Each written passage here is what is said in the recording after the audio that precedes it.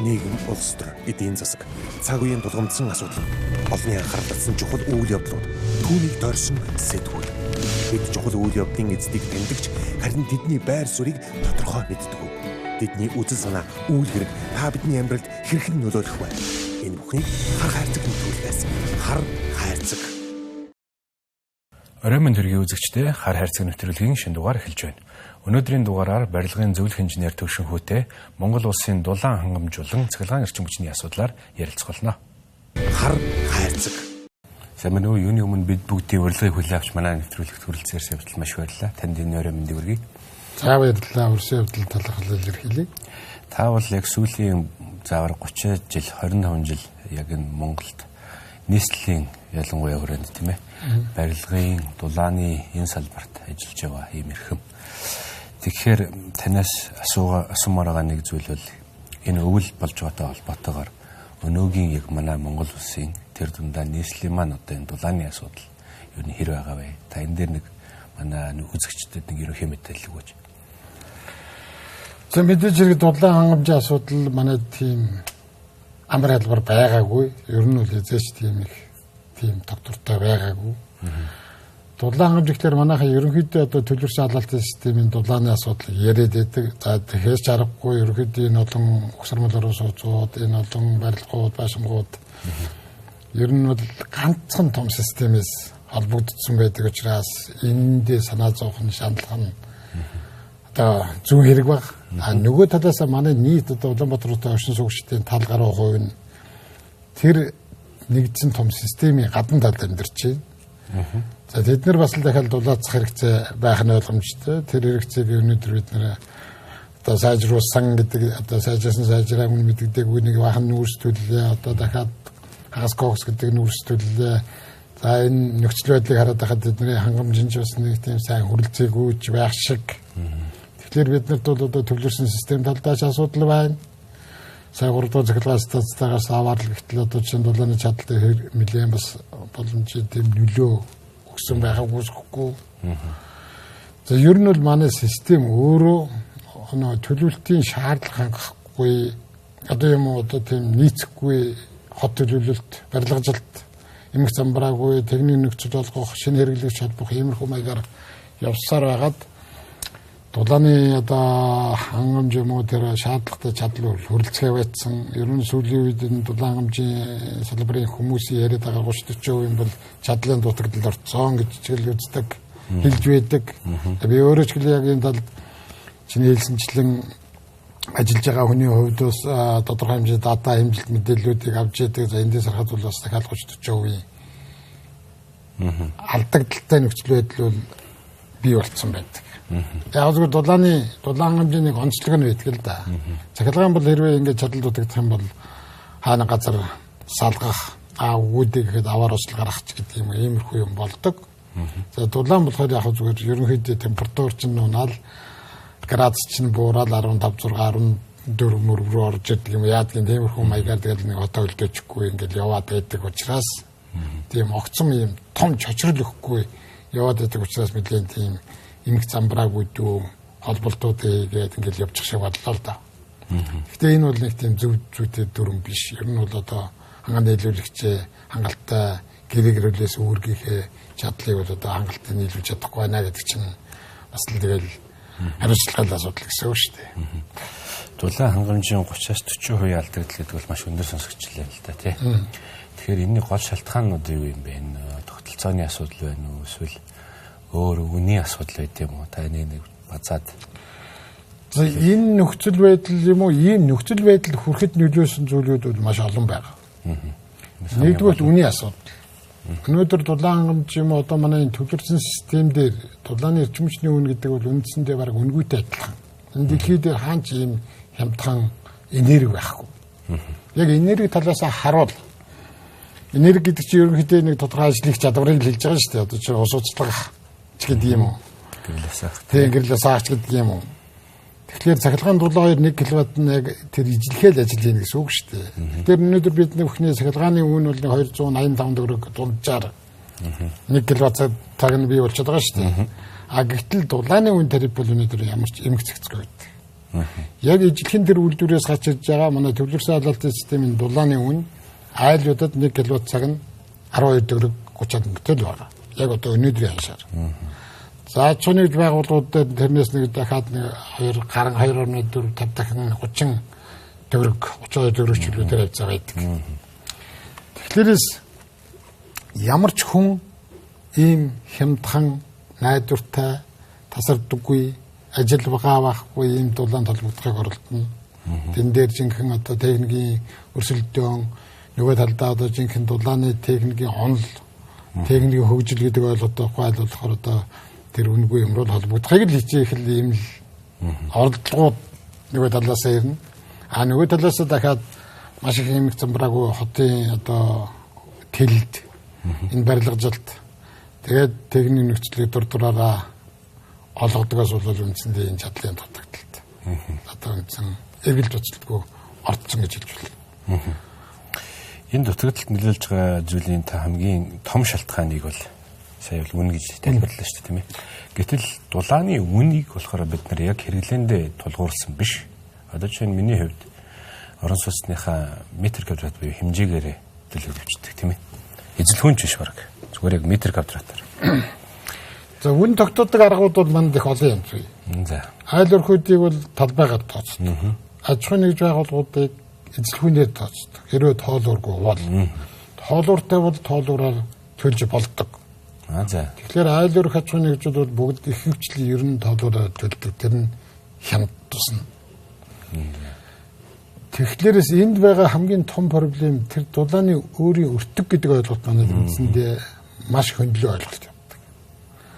За цахилгаан дулаан хослоо үйлдвэрлэдэг нүүрсэн суурилсан станцуудын нэг онцлог нь байдаг юм л да.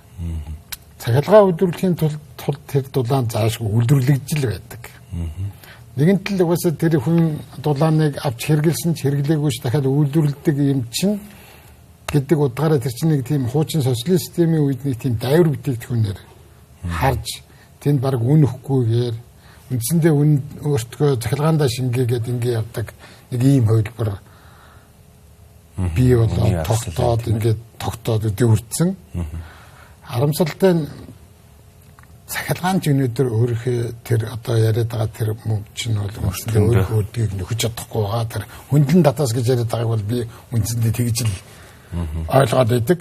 За дулааны үн бол цахилгааны үн шингэсэн тийм хөндлөн татаас гэдэг маягийн тайлбар яваад байдаг. Тэн дотор үнэн шингэсэн байгаа гэдэг. А мөн жартаа тэр цахилгааны ч одоо 280 төгрөгч гэдэг юм энэ чинь ч гэсэн өөрийнхөө тэгээд дийлэхгүй л байгаа систем.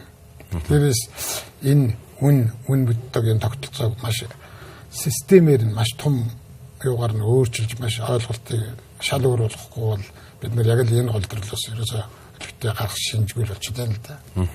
Ер нь бол цахилгаан дулаан хослон үйлдвэрлэдэг энэ станцууд байна шүү дээ. Одоо сүүлийн үед цахилгаан дулаан хослон үйлдвэрлэдэг бүр жижиг мини бичлэг станцууд ч байгаа.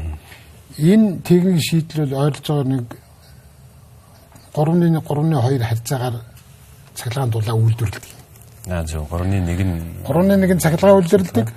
3.2 нь ойролцоогоор дулаан үйлдвэрлэдэг. Манай ч ядгаа бохгүй яг адилхан ийм л харьцаагаар байгаа. Харамсалтай нь яг бид нар энийг харьцуулж хянж харж чаддгүй нэг шалтгаан дулаан цахилгаан хоёрын үн тарифыг хоёр өөр нэгжээр хэрэглээд идэг. Цахилгааны киловатт цагаар хүмүүс ингээд айгүй сайн ойлгодог. Дулааны гигакалорч гэдэг юм уу тэгээд үнэлжлээрээс хүн хоорондоо харьцуулж чадхаар байцдаг. За энэ одоо ямар хамааралтай мэрэгжлийн зүгээр нэг хэрэглэгч үтгээд мэрэгжлийн хүмүүс ч гэсэн бас эргэлзэж эхлэн шүү дээ. Чи хэвлээ юу лээ гэдэг. Тэр юунуудаас болоод одоо чинь бид нар бол үндсэндээ тэр станцууд руу одоо юу гэдгийг нэг тодорхой хэмжээний нүүрс хийгээд 30% нь цахилгаан 40% нь бол дулаан бол 70% дулаан болгол гаргаж авч шүү дээ. 70%-ийнхаа үнийг нүүрс үнгүй хайчаад ердөөсөө 30%-аар нөгөө 70%-ийнхаа үнийг шингээж байж зогслоо. Нэг ийм л одоо хуучин тогтолцооны үеийн нөгөө дайвар бүтээгдэхүүн гэдэг ойлголтоос салаагүй л яваад байна л да. Тэр ч утгаараа ерөнхийдөө одоо Монголд бол юу гэдгийг бид нар хүн болгол яддаг Улаанбаатар бол дэлхийн хамгийн хүйтэн нийслэл. Энэ хүйтэн нийслэл дулааны онол, дулааны техник, дулааны хөгжил жинхэнэ язгамж байгаа шүү дээ. Харамсалтай нь энэ тийм язганах чөлөөтэй тэр бодлого байсан. Сүмийн бүгдийн төр хийдэг. Төрийн нэг том системээс дулаан авдаг. Тэр нарыг үнгүй шахуу байдаг. Ингээд ирэхээр хүн толгойг ажиллах юм шаардлага. Ерөөсөө л энэ л одоо миний хараад байгаа хамгийн том проблем. Тийм учраас үндсэндээ одоо чи манай шинжилгээ технологийн сургууль дээр дулааны он сурах гэж өгнөөс та хаанаас жинхэнэ практик бодит нөхцөлийг хамгийн зөв зүйтэй хөгжүүлж явах хэрэгтэй гэдэл нөгөө бодлогын алдаанаас болоод одоо энэ бол үндсэндээ өнөөдөр бид нар 100 жилээр хоцордсон явж байна л гэж хэлэх юм. Тэгээ миний бас нэг халгалж явдаг нэг зөвлөл бол дулааны үн өөрөө юм бага байх тусам мөн тэгээ дээрэс нь хэрэглээнд суйрлаагүй тоол ургуу систем дээр байгаа учраас та түрүү хэллээ орон сууцныхан бол талбайгаараа төлбөрөө төлдөг гэж. Тэгэхээр ингэхээр өвөл яадаг вэ гэхээр нөгөө пара сулруулахын оронд тий жоохон халууныг температурыг нь буулгахын оронд хүмүүс яадаг вэ гэхээр порчо онгоолгоо сайхан ерөөхдөө тэгж одоо орон сууцныхаа температурыг бол зохицуулаад ингээ явж байгаа. Энэ бол одоо эрчим хүчний асар замбраагүй хэрэглээр үү одоо дулааны асар замбраагүй хэрэглээр хөтлөд өгдөг. Гэтэл хөгжингүй орнуудад бол энэ илүү үнэтэй учраас хүмүүс тэр байтгаа бүр гэртээ зузаан хувцастайгаа ингээл европчууд бол өгүүлждэг шүү дээ тийм ээ. Тэгэхээр энэ систем рүү Монгол улс ер нь за нийслэлгийн хэлтэй хизээ орох бол таны одоо энэ харж байгаагаар ойрын үед бид нар энэ орон сууцсан дээр яг айл өрх болгон тустай юм дулааны тоолуур тавиад энэ хэмнэлтийг бий болгоод явах юм нөхцөл боломж ер нь харагдаж байна тэнд. За мэдээж хэргийн зоригтой бодлогын өөрчлөлтүүд хийх хэрэгтэй. Техникийн хувьд бол бүрэн боломжтой. Бид нар бол одоо чинь яг би одоо JIZ гэж байгууллагын үндсэн ажилтан бид нар энэ угсармал орон сууцыг дулаалгах хэмжээний одоо том төсөл эхлүүлсэн явж байгаа. Өнөөдөр яг зүгээр тэр төслийн талаар биш энэ талын тэр техникийн талаас дууш танилцуулахад ер нь бол айлууд дээр одоо чинь бид нар бүх одоо угсармал орон сууцны орчуулган дээр дулааны тоолуур тавиа явж байгаа. Тэгэхээр тэр тоолуурлоо цаашаа хэрэмжээний дулаан орсныг бид нар бүгд ингэ мэдж байгаа. Мэдэх боломжтой. За тэгэхээр тэрийг одоо яаж хуваах вэ гэдэг л үнцэн асуудал байдаг. Тэр тоолуураа ард байж байгаа одоо чинь юу гэдэг 9 дахраа 1 орчинд 36 айл байдаг. Энэ 36 айл тэнд гарсан тэр энергийг яаж хуваах ёстой юм бэ гэдэг л асуудал байгаа. Хамгийн энгийн лог дүрэн бол талбайгаар нь хувааж хамгийн дөт хувилбар байдаг. Тэгээд талбайгаар нь хуваагаад ингэ явахлараас айлууд болохоор зарим нь хэрэгжилж, зарим нь хэрэглэхгүй байна. Манай пара хаачдаг, барьдаг ингээд асуудлууд үүсдэг. За тэгвэл дараа нь тэр айлууд хоорондоо тэр өөрөө хэрэглэгч тал нь учраас дахиад тэн дээрээ дахиад одоо алкатрч гэдэг юм нэг зардал хуваарлагдж гэдэг дахиад төхөөрөмж байдаг. Пар болгоны ялгаруулсан дулааны тусдаа бүтдэгдэг. Ингээ бүр нарийн оновчтой хэмждэг ийм төхөөрөмжүүд рүү өөрснөө хөрөнгө гаргаад мөнгө ийгээд ингээ явахд бол ерөөсөө асуудал байхгүй. Манайхны нэг том проблем бол энэ төр хийж өстэй л гэж л ингээл хараад.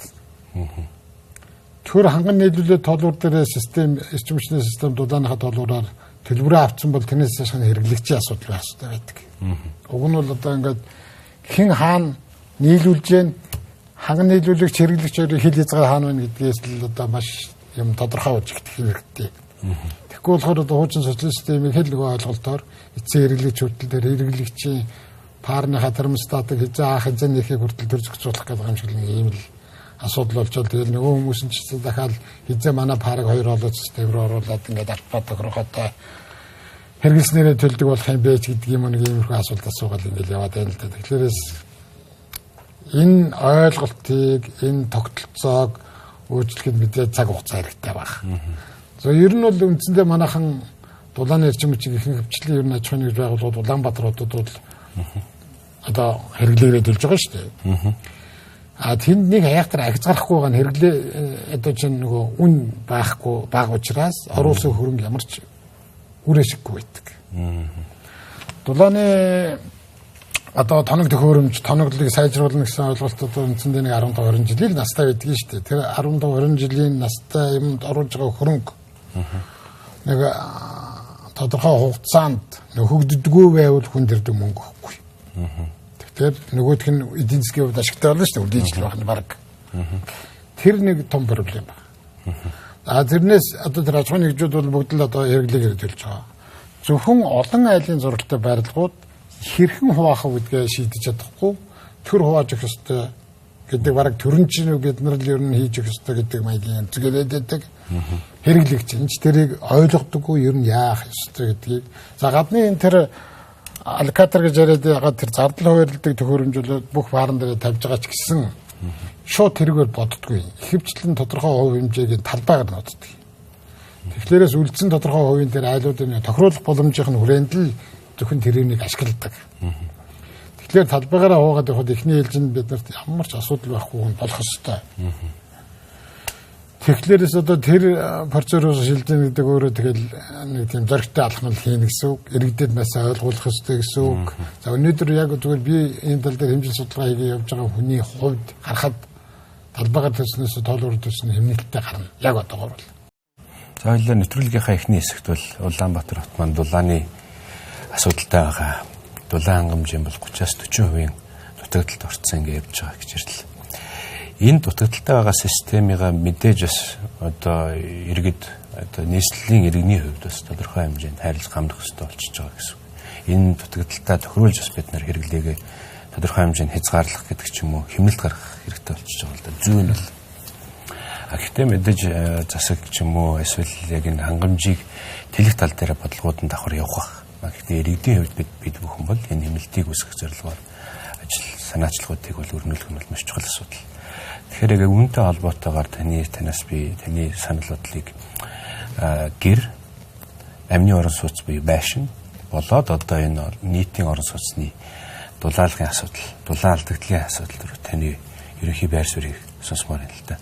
Ер нь нэг олон улсын хэмжээнд сүүл стандартад гэж ярил л да. Жишгт нийцсэн юм орон сууцуд ер нь манайх яг хэдэн хувийн эзэлт юм бол таны одоо санаачилж хэрэгжүүлж байгаа энэ санаачлагуудын хүрээнд бас дулаалгын ажлуудыг хийж хахад ямар бэрхшээлүүд гарч байна. За тэгэхээр дулаалга гэдэг бол бидний одоо миний бараг сүүлийн 25 жил тасралтгүй явж байгаа нэг сэдв. Бид нар энийг маш зөв ойлгох ёстой. Барилга байшин гэр одоо бидний орох оромж дулааны хэрэгцээ гэдэг нэг юм маш чухал ойлголт байдаг. Тэр тухайн байшин хэр сайн дулаалсан, хэр сайн битүүмжилсэн, хэр зөв төлөвлөсөн, хэрхэн одоо цонхоо зөв талд нь тохирсон хэмжээтэй байршуулсан ч гэдэг юм уу. Иймэрхүү үнцэн үзүүлэлтүүдээс тодорхойлж өгдөг юм. Тэгээд нэг хэрэгцээ гарч ирж шүү дээ. Одоо юу гэдгийг за манай гэр жилдээ 5 тонн нүүрстүүлэх хэрэгцээтэй юм байна. Би ер нь 5 тонныг худалдаад авчих юм бол жилээ бол асуудалгүй даадчих юм байна гэдэг энэ ойлголт тэгээд нүүрсээ татаж авч гэдэг юм уу. Хөрөнгө мөнгөө шийдэх ийм маш хатуу ойлголт байх ёстой. Бид бүхэн манай одоо сүүлийн одоо хэдэн жил миний л бараг сүүлийн 20 жилийн ажиглалтаар бид нар буруу талаас нь оролдод. Энэ хэрэгцээг буулгахна гэдэг одоо чинь тэр 5 тонны хэрэгцээг магадгүй 2 тонн дээр 3 тонн дээр бүр одоо цаашлуулаад бараг 5 одоо юу гэдгийг маш бага хэмжээ рүү буулгах боломж байгаа. Энэ боломж бол ерөөсөө тэр дулаалах үр дүнд ч л ирдэг. Дулаалах, битүүмжлэх. За тэгээд одоо супер техникээр ах юм бол одоо чинь тэр хаягдлагаар энэ дулааныг эргүүлж ашиглах гэдэг юм уу. Иймэрхүү одоо алхмуудаар л тэр пассив барилгын чинь хэм хэмжээнд очиж шүү дээ. Пассив барилга гэдэг чинь маш энгийнээр илүүл халаалтгүй барилгыг л хэлдэг. Тэгэхээр бид юугаар нь оролдоод байна гэхлээр энэ хэрэгцээг буулгадаг энэ арга хэмжээнүүдийг орхигдуулаад тэр хэрэгцээг хангадаг зуухаар баахан оролдлоо дараа нь нүүрсээр баахан оролдлоо энэ нүүрс зуух чинь миний тэр хэрэгцээг хангадаг л хэрэгсэл болохоос тэрийг буулгадаг ямар ч үүрэг байхгүй ямар ч тийм боломж байхгүй. Ялангуяа нүүрсний зуух ашигтуулын коэффициент бол ойролцоо хатуу түвшний 150% л байдаг. Тэгэхээр одоо миний зуух одоо миний нэг 5 тонны нүүрсний хэрэгцээ байна гэж шүү дээ. Энийг нэг 50% ашигтуулын коэффициент 100-аар хангахын тулд би 10 тонн нүүрс 100 руу хийнэ гэсэн үг. Ингээр л тэр 100-ны ашигтуулын коэффициент гэдэг байгаа тэр үзүүлэлт маш чухал юмыг хэлээд байгаа гэсэн үг. За ингээл одоо чинь 100% ашиглалттай техник гэж байдгүй. Тэрээс миний дээр хэрэгцээг ямар нэг халаах хэрэгсэл тоног төхөөрөмжүүд бол тодорхой хэмжээгээр өсгөж хангадаг. За шууд цахилгаанаар хангах юм бол энэ алдагдлагаас ойлголт юм уу тэр хувиргалтын алдагдал гээд маш багтаа учраас нэг 99% алдагдaltaй ч гэдэг юм 1% зардал нэмэгдэж ч гэдэг юм иймэрхүү маягаар ханганаа л гэсэн үг. Тэгэхээр бид нар яг л энэ логик энэ зараалыг маш зөв баримтлаад маш системтэй явах хэрэгтэй. За мэдээж хэрэг арчим шинээр ашиг дээшлүүлнэ, сайжруулна. За нэг талаас дулааны хэрэгцээ өрөлцөхгүй байна гэдэг энэ ойлголтын дээр бол зөвхөн дулаалаад чиг одоо нэг тийм амархан эцэстээ хүрчихгүй. Маш олон хөлбөрийг чөлөөтэй зах зээл дээр байж болох бүх хөлбөрүүдийг л явуулах хэрэгтэй. Дулаалах маш хамгийн сайн үр дүнтэй арга. За дараа нь тэр халаалтынхаа системүүдийг сайжруулах маш сайн арга. Битүүмжлээ сайжруулах маш сайн арга. За одоо юу гэдэг дараа нь тэгээд тэр нүүрс түлээгээ өшөө үр дүнтэй, өшөө цэвэрхэн, өшөө зардал багтааж гэдэг юм иймэрхүү юмнууд руу сольж оролдох хэрэгтэй л байдаг. Тэгэхгүй манайхан нөгөө буруу талаас нь буруу юмар нь оролдоод ямар ч үр дүнгүй л нэлээд олон жил асар их хөрөнгөийг л өрн дарыг л дуусчихсан л дээ. Тэрээс одоо ер нь бол одоо ингээд Улаанбаатарын төвлөрсөн систем дээр чадлын дутагдалд орцсон гэдэг юм. Одоо энэ чадал бол анаас гарчихгүй. Дараагийн том станц барихаас нааш байхгүй. Одоо хамгийн дэвт ганцхан хамгийн зөв арга бол барилгуудаа дулаалах байдаг. Дулаалаад одоо чинь юу гэдгийг нэг 50 мегаватт 60 мегаваттын дулааны чадал чиглүүлж нэ гэдэг чинь цоошны станц барьцантай ерөөс яг адилхан. Дулаалах технологи маш сайн одоо дөрмийн дагуу маш сайн зөв технологиор зөв үүсгэх юм бол 20-30 жил ямар ч асуудалгүй байдаг. 30 жил энэ хооронд тэр өөр станц барьсан бол зүгээр нүүрсний станц барьсан бол тэнд хүн хүч ажил маш хэмжээний зардлаар нүүрстүүлнэ ингээд асар хэмжээний үйл ажиллагааны зардал гардаг. Хэмнэлтээс бий болгосон энэ станц бол ямар ч зардал байх. Хамгийн цэвэр эко хэмнэлт зардал байхгүй. Одоо хүн болгоны амнаас ярьдаг доктортой гэж бидний жинхэнэ үзэл баримталд нийцсэн энэ л арга гаргачлаа. Тэгэхээр бид нэр ерөөсөө тэр хэмнэх зарчмыг л өөрөсгөл дэвшлүүлэх зарчмыг л баримталж явах хэрэгтэй. Манай төсөлч гэсэн яг л энэ өнцгөөс нь харж бид нар шинээр байшин барьдаг. Бид нар хуучин барилгуудыг дулаалах, энэ өөрөсгөл дэвшлүүлэх байгаа жижиг бохир одоо би бохир гэж хэлье. Манайх цэвэр нүүрсэндээ суурилдаг учраас энэ юугаа хилдэггүй маа гэхэд хүртээмжийн арай ахиулах ийм боломж чинь бол одоо үндсэндээ л дулаалах. Ерөнхийдөө бол таны ярианаас бол дулаалга гэдэг бол нэг дулааны станц шүү гэдгийг л мессеж бас. Нүгээр шинэ станц барьснаас хамаагүй үр ашигтай станц бий болгож чаднаа гэсэн зардалгүй, ажиллах хүчгүй, эвдрэл байхгүй. Өний хувьд хямд. Яг зөвхөн эхний хөрөнгө оруулалт бол мэдээж станц төрөхгүй. Хөрөхгүй. Хямдхан. Энийг төр биш хувь хүн хийх боломжтой. Тодорхой хувийн нэрвээ одоо хөрөхгүй төр дэмжих боломжтой. Хоёлаа энэ дээр бас нэг санхүүгийн механизмын хувьд нь ойртуулж бас ярил л да.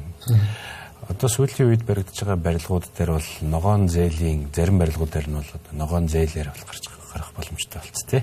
Ийм дэлхийн ээж гэдэг ч юм уу тодорхой нэг стандарт жишгт хүрчхээр нь тухайн барилгыг банкнуудын ногоон зээлийн буюу бага хөтэй орон сууцны зээлээр авах боломжийг бол иргэд олон нийт маань хүрч байна. Энэ нь нөгөө талдаа таны салбарын одоо энэ салбараас харах юм бол дулаалга сайтай байх юм бол нөхдүүдээ таны үйл хөдлөлийг илүү үнцэнтэй болгож шүү гэсэн нэг тийм том дохио зөв санаачлаг болов гэж хараад байна. Таны одоо миний танаас нэг асуух гэдэг зүйл бол өмнө баригдсан барилгуудыг одоо та бол өөрийнхөө санаачилсан санаачлагын хүрээнд ийш одоо төхүүлэх ч юм уу те эрчим хүчний хэмнэлтийг сайжруулах гэдэг яваад шүү дээ.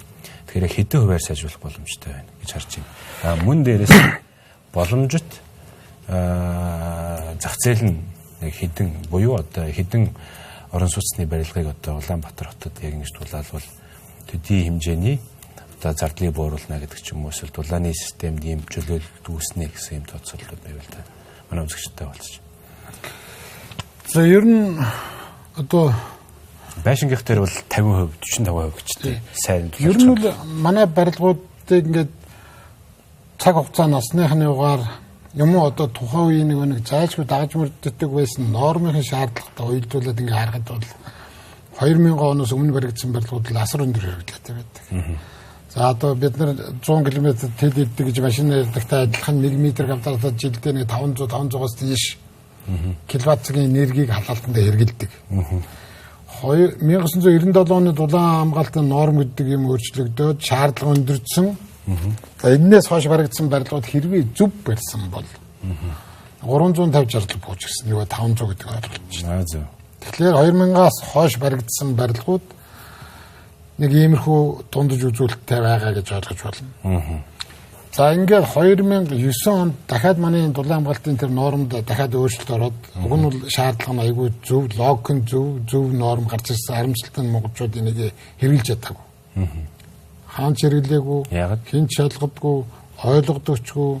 Ерөнхийдөө тэр нормын хэрэглээг ерөөсөө нэвтрүүлж чадаагүй.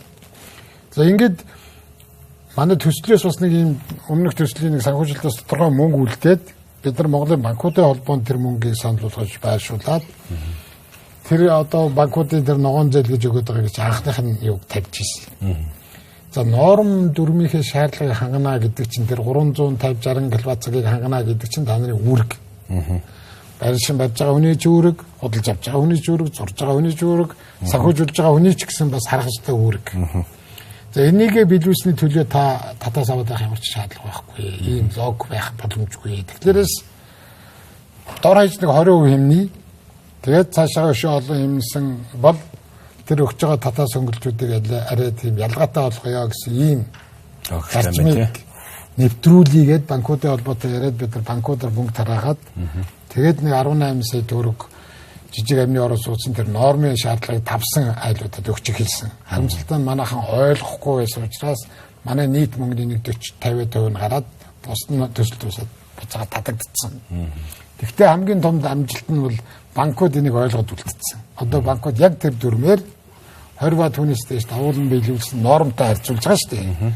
Тэгэхээр нэг 250, 60, 300-тай харьцуулаад тэрнээс доошоо 20% түүнээс доошоо давсан тийм шаардлага хасан барилгуудад одоо тэр барилгыг худалдаж авч байгаа, барьж байгаа тэр юунуудад бол тэр хөнгөлөлтөө ногоон зээлээ өгдөг. За энэ бол маш зөв эрүүл дүрм. Тэрнээс зүгээр норм дүрмийг ингээд чангалаад ямар нэг байдлаар санхүүгийн татаас механизмтай холбож өгөхгүй нь хийж хэрэгждэг гэдгийг 2009 оноос хойш бараг 20 он хүртэл нэг ч энэ норм хэрэглээгүй.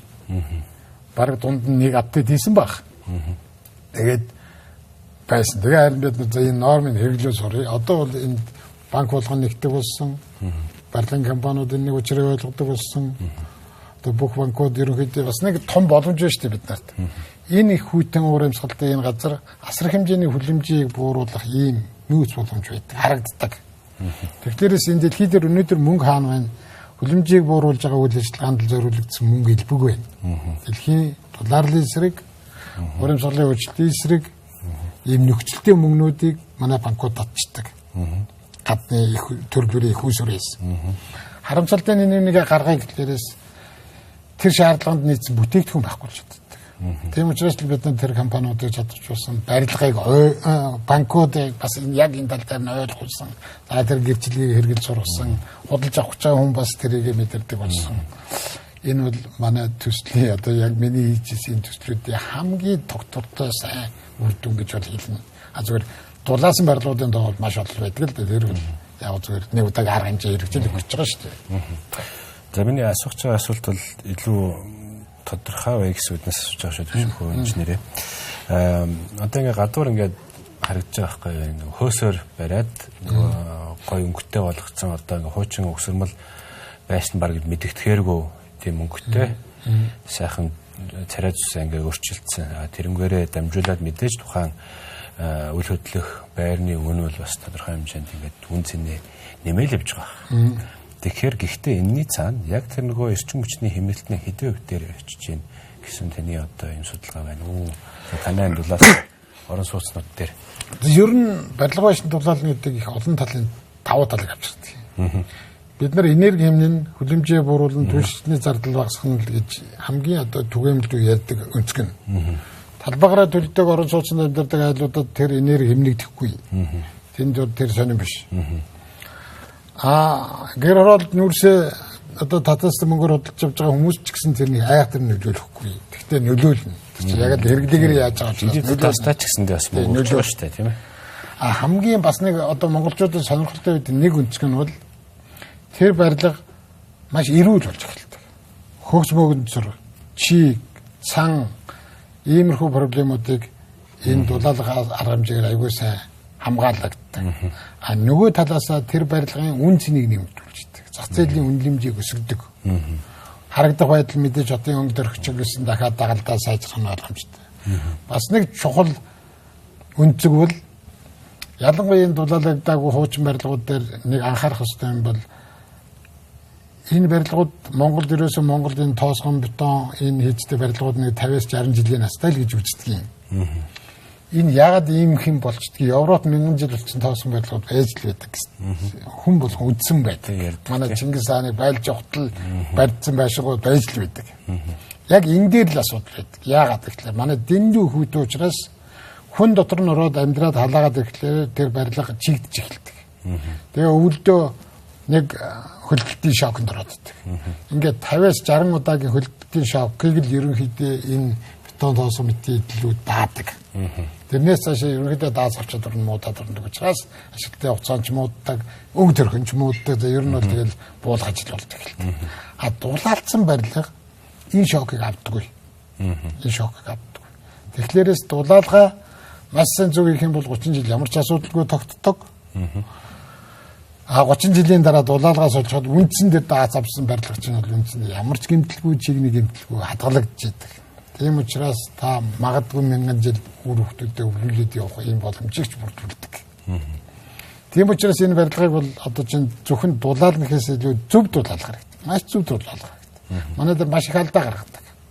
Материалаа буруу сонгодог, буруу газар буруу материал хэрэглэдэг, буруу талаас нь дулаалдаг ч гэдэг юм. Ерөнхийдөө ийм техникийн, барилгын физикийн ч гэж ярьдаг энэ ойлголт муугаас маш их алдаанууд гардаг. Одоо өнөөдөр гэр оролдоо маш олон айлын орон сууц одоо анны байшингуудыг ингээд төрөөс мөнгө гаргаад дулаалж байна. Надад олон хүн асууж ирсэн. За яг тэр юм дээр яг мэрэгжлийн маш тохирсон зөвлөгөө авахгүй бол үнэтэй үнэн их багтаа хамаагүй хүний үл хөдлөх хөрөнгө өмчийг илжлэх, ялзрах, мөнгө зөртүүлэх ийм эрсдэл дагуулчих вэ. Тийм маш сайн бодохгүй бол манай дээр энэ талын ойлголт байдгүй болох учраас маш өндөр эрсдэлтэй байдаг. Тийм учраас нэлээд сайн мэддэг. Зөв техник шийдлийг олж харахгүй бол зөвхөн мөнгөөр зөвхөн тэр утааны төр зур асуудлыг шийдэх гэж байна гэдэг бол тэр хүний хувийн өмчөнд хэдий сайжруулж байгаа ч гэсэн тэр өмчөнд айгүй сөрөг үр дагавар авчрахыг үгүйсэхгүй. Бид нар ч гэсэн угсармал орон сууцыг дулаалгахдаа бүх айдлыг зөвшөөрлийн хосноос төрлөө орох боломжгүй. Тэр чинь хүний хувийн өмч. Хэдий сайжруулж байгаа ч гэсэн тэр хүн л огохгүй бол бид нар алдах хэрэг байна.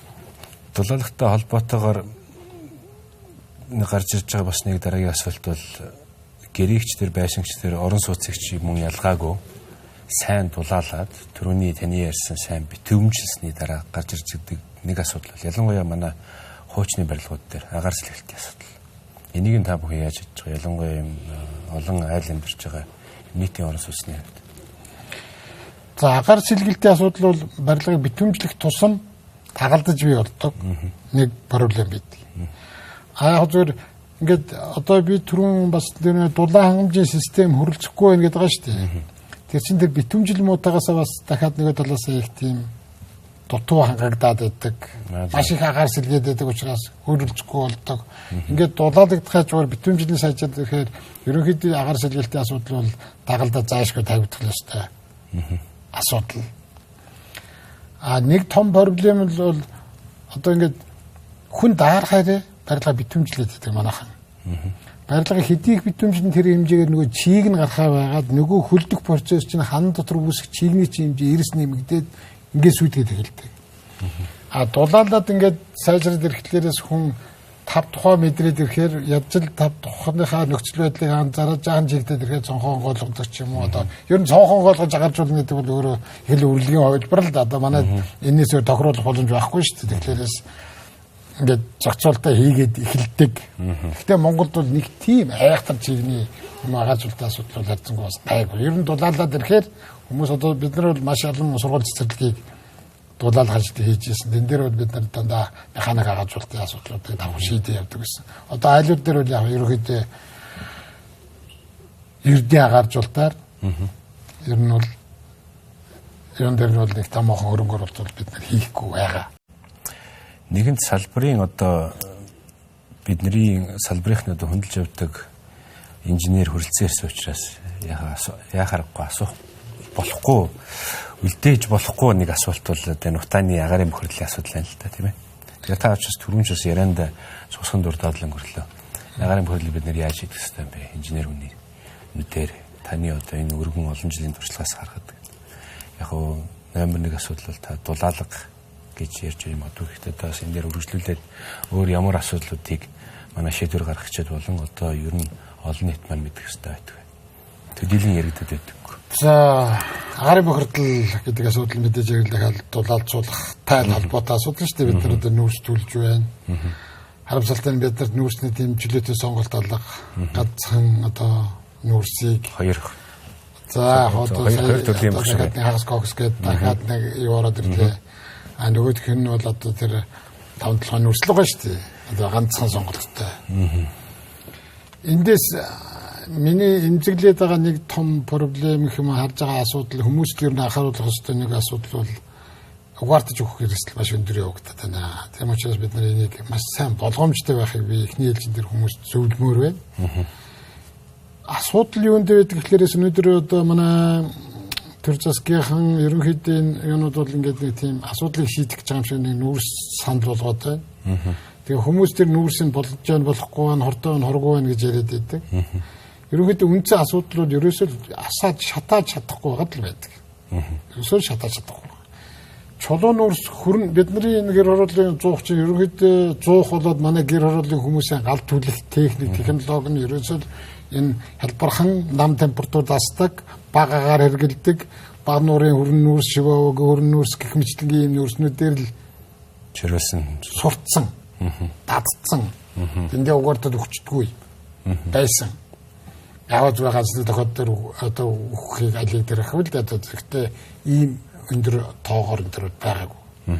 Тэгэхээр энд юу явагдаад байна гэхлээрээс хүмүүс тэр нүүрсэн дотор янз бүрийн хими хор янз бүрийн үл мэдэх юм хийгээд тэнд хорж өгчээд байгаа юм шиг юм ойлгоод байгаа юм шиг сошиал юунуудаар хараад тэгж харагдаад байдаг.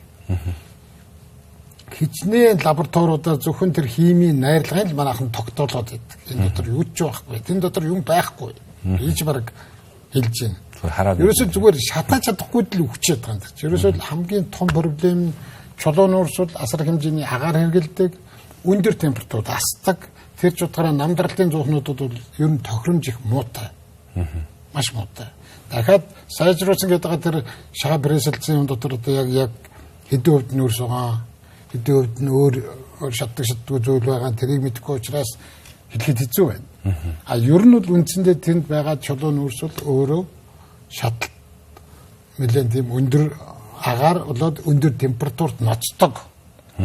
Усан халаалтын систем, намдралтын өрн зух гэдэг бол нөгөө халаалтын систем ус эргэж ирээд халын хотлыг чинь одоо буцаага хөргөөд идэг учраас тийм өндөр температур гарахгүй.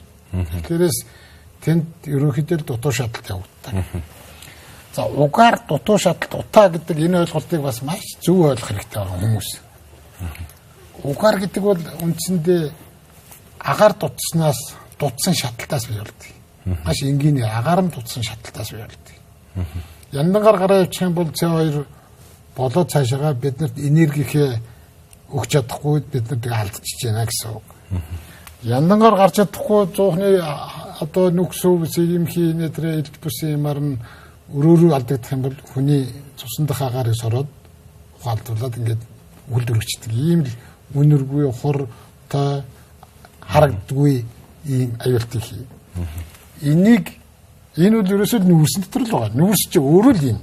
Тийм учраас энэ дотроос дахиад нэг ахтар химийн хортой юм хайгаад байгаа юм шиг л яриад байдаг. За мэдээж яг зүгээр дотор нь өөр химийн янз бүрийн нэмэлтүүд байж байгаа. Тэр нь гараад нэтрээ боллоо гэхэд алстаа гэхээс биш тийм яг тийм хурдан үхэлд хүрчихээд байгаа шалтгаан шиг ерөөсөө нүүрс нь өөрөө. Тийм учраас бид нар энэ нүүрсийг шатаахтаа одоо сүүлийн үед энэ Facebook, сошиалор энэ төр мэдээ явж илээ ингээд нэмэгдэл агаарын юм хоолойнууд оруулж өгч байна. Ер нь юм гэр дотор байж байгаа ийм шууд одоо галгаатай зугнуудад бол ер нь гадныхан бол дандаа гаднаас тусдаа агаараар хоолгоор суугаар агаар өгдөг. За тэр нь сенситив байх юм бол тэр гад айгүй саасна. Маш саасна. За тэр нь дутагдах юм бол таны амьсгалах ёстой агаарыг зуугч нь өрсөд сорчин. Тэгээд та өөрөө хүчил төрөгч ерөнхийдөө дутагдaltaд орно. Дээрээс нь дахиад тэр угаарыг 2-3 сорохт үндсэндээ тэгээд асуудал өндрөө явчихнаа л гэсэн үг шүү дээ. Тэгээд цааш унтаад өгдөг л аюултай ийж шүү дээ. Тийм учраас энэ тэр найрлагыг одоо чинь манайх ингээл нэг энэ тентгийн лабораториудаар хэмжүүлсэн баахан химийн найрлага л дэлгээд идэг. Энэ химийн найрлагыг 1000 хэмжсэн чи энэ нэг л тоо гарна. Тэндээс би бараг тийм аимшигтай ордоо юм гарахгүй гэдэгт итгэлтэй байна. Олдохгүй баг. Энэ ч хийхгүй баг. Ерөөсөө л тэр нүүрсээ шатаж чадахгүй л асуудал. Тэгээ нүүрсний найрлага нүүрс болгон бас өөр гэдгийг бид бүхэн ойлгохгүй. Яа нүүрс болгон ингээд дотроо агуулж байгаа тэр нүүрс төрөгчийн хэмжээнээс хамаарат, насжилтаас хамаарат, чулуун нүүрс, хүрэн нүүрс, антрацит эдгээр чинь нүүрс төрөгчийн агуулмж өндөрсөх тусам шатахтай төвөгтэй болж эхэлдэг.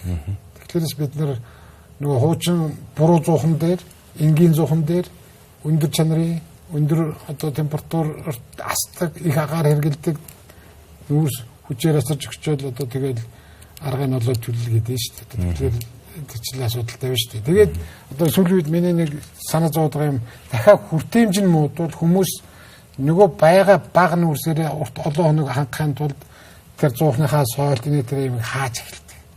Энэ буцаагаад өстой үхэл дүрэх маш эрсдэлтэй асуудал байна. Тийм учраас нэг л 100 руу нүүрсээ хийсэн бол хангалттай шатагаа дуусгаарай тэрийг хэмнэх гэж оролдох нь ер нь бол үхэл дүрэх шүү. Таа юртэй шүү л гэж хэлмээр. Яг зөв. Яг өөр өргөн утгаар нь харах юм бол мэдээж манай бодлого бол яг хэрвээ Улаанбаатарчуудын өмнө тулгамдж байгаа асуудлуудыг эренблээд үзэхэд яг олон асуудлууд байгаа л та. Гэхдээ мэдээж яг топ 3-т бол би агаарын бохирдол орно гэдэг итгэлтэй байна. Тэр ч утгаараа бас өнөөдрийн сэдвээр хоёлаа ярилцаад байж байна л та. Тэгэхээр та бас түрүүнийхээ ярианыхаа түрүүн хэсэгт л хэлж илээсэн энэ хэрэглээг дэмжсэн биш. Энэ хэмнэлтийг дэмжсэн бодлого гарах хэрэгтэй байна. Энэ хэмнэлтийг бид нар яаж авчрах юм бэ гэхээр түрүүний сэний ярьлаа байлаа. Гэр байшин орон сууцны дулаалгууд руу анхаарлаа хандуулна гэж. Үүнтэй холбоотойгоор бас тэгэхээр дараагийн нэг асуудал бол цахилгааны асуудлыг мэдээж бид нэр эрчим хүчний асуудлуудыг ярихдаа зөвхөн дулааныг нь ачаа цахилгааныг бас үлдээмээргүй байна л да. Тэгэхээр мэдээж л өвөл болгоны ярьдаг нэг асуудлуудын нэг нь бол энэ цахилгааны эрчим хүчний чадлын асуудал байгаа. Цахилгаан хангамж нэгдүгээр дутагдaltaй байна. Хоёрдугаарт бас л эргээд энэ цахилгаан эрчим хүчний хэмнэлтийн асуудлууд бол гарч ирж байна. Таны бодлоор ер нь энэ цахилгаан дулааны энэ өнөөгийн тогтолцоо ер нь яаж өөрчлөх ёстой юм бэ? Энэ тал дээр таны одоо мэрэгжилтэн энэ талын одоо зөвлөх инженер хүний хувьд бод санаж яддаг тогтолцооны хэлбэртэй юм өөрчлөлтийн асуудлууд байвал манай үзэгчдтэй болцож. Ер нь энерги гэдэг юмыг маш зүйл ойлгох хэрэгтэй байна л да бид нар маш зөв мэдрээд бүр ингээд махцуусандаа шингэтэл тэрийг ойлгох хэрэгтэй. Энэ гадны улс орнууд бүр эртээр үеэс энэ энергит маш тийм арга хамтай үнэтэй байсан хүн болгон хэмнэлттэй хүн болгон тэрийг хөгжүүлэх техник технологинд дагалдаж хөгжөөд ингээд айгүй арга хамтай хандаа сурчиж бид нар бол социализм коммунизм байгуулчихлаар үндгүй хэрэгэлдэг болох юмаа гэдэг маягаар хүмүүжид өдөө үрц одоо манай үеийнхэн бол тийм л ойлголт хүмүүс байсан шүү дээ. Тэгэхээр энэ хандлага энэ юмнуудыг л одоо маш сайн системтэй өөрчлөөд аль болохоор чөлөө зах зээл рүү шилжүүлээд хувийн хвшлийг маш сайн татаж оруулж ирээд ингээд л явах хатлаар мэдээж хэрэг жахан цаг зав хэрэглэнэ. Бид нар одоо чинь юу гэдгийг хаскоксыг одоо бодлого зүв байсан бол Монгол зүгээр л энэ их нүүрстэй газар аль хэзээ хувийн чөлөөтэй орхисон бол маш олон үйлдвэрлэгч нар хаскоксыг боловсруулалт хийж болно шүү дээ. Бид нар усны нүүрс гэл манай даргачууд аль дээрээс л хэрэгэлдэг байсан шүү дээ. Тэрөөсөө асуудалгүй шүү дээ. Тэгэхээр энэ юмнуудыг маш сайн чөлөөтэй тавьж өгөх хэрэгтэй байна. За тэгээд ер нь цахилгаан дулааны үнийг маш ойлгомжтой ил тод олон улсын жишгт нийцсэн тэр тогтолцоо руу шилжүүлэх хэрэгтэй байна. Тэр нь ойлгомжтой явах хэрэгтэй байна. Тэгэх юм бол хүмүүс маш ихнээсээ зөв ойлгож эхэлнэ. Зүгээр нэг халамжийн бодлогоор үн тарифа тогтоогод ингэ явах талаас чинь ер нь болохгүй байл л да. Энэ асуудал одоо бидний ойлголт хандлага ерөнхийдөө тэр өнгөрсөн баларсан социалистийн их ойлголтоос л одоо тэр чигтээ өөрчлөхгүй бол бид нар энэ том систем тэр чигтээ ганцхан төр мэддэг иймэрхүү тогтолцооноос одоо салах шүү дээ. Одоо харин азар олон хувийн хвшлүүд шин цахилгаан станцууд яриад эхэлж байна. Энэ бол надад их таалагдчих. Эндээс жинхэнэ үн гарч ирнэ. Жинхэнэ бодит нөхцөл байдал гарч ирнэ. Жинхэнэ үр ашигтай ажиллагаа гарч ирнэ. Одоо чинь 4-р цахилгаан станц гэдэг шиг ийм станцад Герман зүгээр Google дээр одоо чинь Википедиар ороод харахад нэг 70 хүн л ажилладаг. Манайд 1700 хүн ажилладаг. Одоо энэ чинь болохгүй байна л гэсэн үг шүү дээ. Ерөөсөө болохгүй байна. Энэ салбар бол тийм ээ. Тавас тэр ярианда хэлжсэн ийм жижиг хэлбэрийн одоо нэгэсэндээ тархахор их усвэрийг дэмжих ийм жижиг хэлбэрийн хосолмол цахилгаан станцуудын хувилбарууд бол гараад эхэлсэн гэж дэлгээд байна. Тэгэхээр энийг одоо манад ашигласан ийм сайн жишээнүүд байт юм болов. Энэ дэд төвд дээр байна. За тэр жижиг бичлэг цахилгаан станцууд гэдэг имийг бол би энэ тэнд яг ашигладгийг нь бол хараагүй. Эдгээр ч бол үндсэндээ маш нөгөө маневрлах чадвартай бүр айлын зүгээр ахын зориултын шахал байж байгаа шүү дээ. Япон, Герман гэдэг мэт улсуудад бол нэг хөргөчний хэмжээний л төхөөрөмж байдаг шүү дээ. Тэгээд цахилгаан үйлдвэрлэлд дулаан үйлдвэрлэл. Нүүрс их усртай. Өөр их усрээр. Хамгийн гол нь одоо манайд проблем байгаа даа тэр хий болоо шингэн түлх хэмжлэнгийн өөр их усрээр яадаг. За Европт одоо Герман бол бүр тосгодууд үндсэндээ өөрснөө үхрийн фермтэй эрчим хүчний ургамал гэж тариад тэндээс биохи ялаад тэрүүгээрээ зүгээр өөрийнхөө тосгонд дулааны энергийг хангаад цахилгаанаа үйлдвэрлээд илүү барсны сүлжээнд зараад ингээл хинээс чамаарлуудаа амьдарч шээ. 91 онд намайг сургууль төгсөж явтлаа анхныхаа баригдчихсан. Одоо хэдэн мянгаар Германд бий болж одоо бүр тийм музей шиг ч болсон бүр ихнийх нь өөрөө үзүүлээд ингээд амьдарч байна. Тэгэхээр өнөөдөр одоо чинь ийм хэлбэрийг бол манай хөдөө орон нутгийн сумын шийдэл бол маш тохиромжтой шийдэл шүү дээ. Өнөөдөр монголчууд бахан арабсаар ядруу зарч байна. Арабсаас маш амархан хүйтэн аргаар пресслэл тус гаргадаг. Арабсны тусаар ажилладаг жижиг бичлэг станцууд бүх төрлөөр бүх чадлаараа байгаа. Тэгэхээр нэг бол түрүүний харьцаагаар 3-1 харьцаатай цахилгаан дулаан үйлдвэрлэдэг учраас ер нь манайд хэрэгцээ энэ хавцаа байдаг. Дулаан асар өндөр, цахилгаан бага байдаг. Тэгэхээр жижиг шийдлүүдийг ингээл хийх юм бол хамгийн зөв зүйтэй ухаж биш ургуулад гаргаж авдаг ийм л энергийн дэлбэр шүү дээ. Тэгээд би ад биш. За сүүлийн асуултыг би ерөнхий асуултаар ярилцлага төсөхийг үзэж байна. Та 25 жил 30 жил яг энэ салбарт ажиллаа. Бас дээрээс нь олон улсын байгууллагад ажиллаж байна. Хувь хүний хувьд, Монгол хүний хувьд энэ уур амьсгалын өөрчлөлт гэдэг зүйлийн өр нөлөөг нь Монголд ер нь та юу гэж харж байна? Энэ ер нь ихтгэл үнэмшил ер нь таны ихтгэл үнэмшил хаагуур яг энэ бол бас л сүүлийн үед ялангуяа Монголд ч дэлхийд хэмжээгээр их олон тийм хоёр төлөлт ийм ихтгэлцээний дагуулсан сэдв болчлаа л та. Одоо нэг олон улсад яригдж байгаа төлбөр тооцоо хариуцлагын асуудлуудтай болоо зарим газрууд бол жаахан үүсгч өнцгүүд байдаг. Ялангуяа том ялгаруулагч нар бол аль болох тэр үлэн зөвшөөрөхгүй ач тал байдаг. Тэгтээ дэлхийн нийтээр өнөөдөр бид нар юуг мэдж байна гэхээр дэлхийд дулаараад байгаа нь бол ойлгомжтой байгаа. Энэ янзаараа цаашаа дулааруул бид нар одоо чинь тэр 1.5 гэдэг юм 2-оос 5-аад ирэх юм бол бид нар зогсож чадах болж байна. Энэ дэлхий дээр байж байгаа бүхэл одоо чинь энэ мөнх зэвдэг хүмүүс энэ дотор ч маш хэмжээний метаны агуулгдсан, хадгалагдж байдаг, нөөцлөгдөж байдаг. Тэр сулрах юм бол бид нар тэгэл угаасаа үндсэндээ зогсож болно л гэсэн үг шүү дээ. Тэрээс би бол ихтгэл үнэмшилтэй байдаг. Энэ дэлхийн дулаар уур амьсгалын өөрчлөлтөнд. Тэгэхээр энэний хамгийн их өртөмтгий улсуудын нэг нь Монгол явж байдаг. Одоо бидний урамлын төрөл зүйл гэдэг юм үндсэндээ байхгүй болж байна. Би өөрөө хөдөөний хүүхэд одоо манай нутагт намайг байхад ургадаг байсан тэр цэцэг нь авч ургамал үндсэндээ ураг байхгүй. Тэгээд оны шарилж голтой мал додгийн плей яадаг юм л юм ирэл юмнууд л ургадаг. Ийм л тэр болж эхэлж штэ.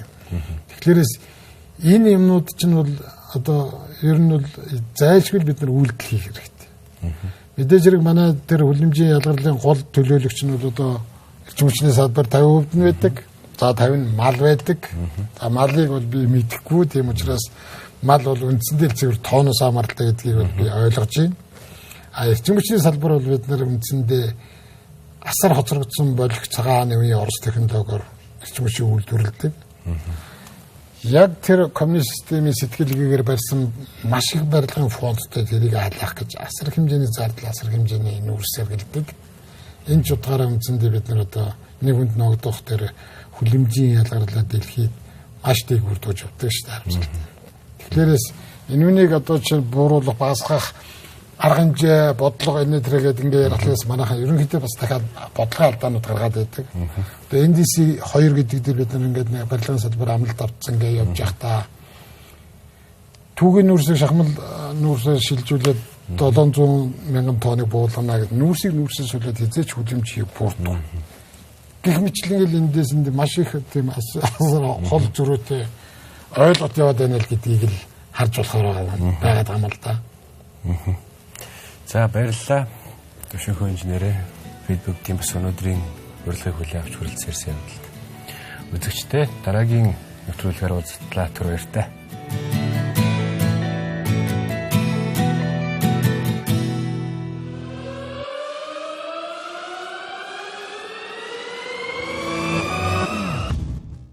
Нийгэм, улс төр, эдийн засаг, цаг үеийн тулгамдсан асуудал, олонний анхаарал татсан чухал үйл явдлууд, түүнийг дорсон сэтгүүл.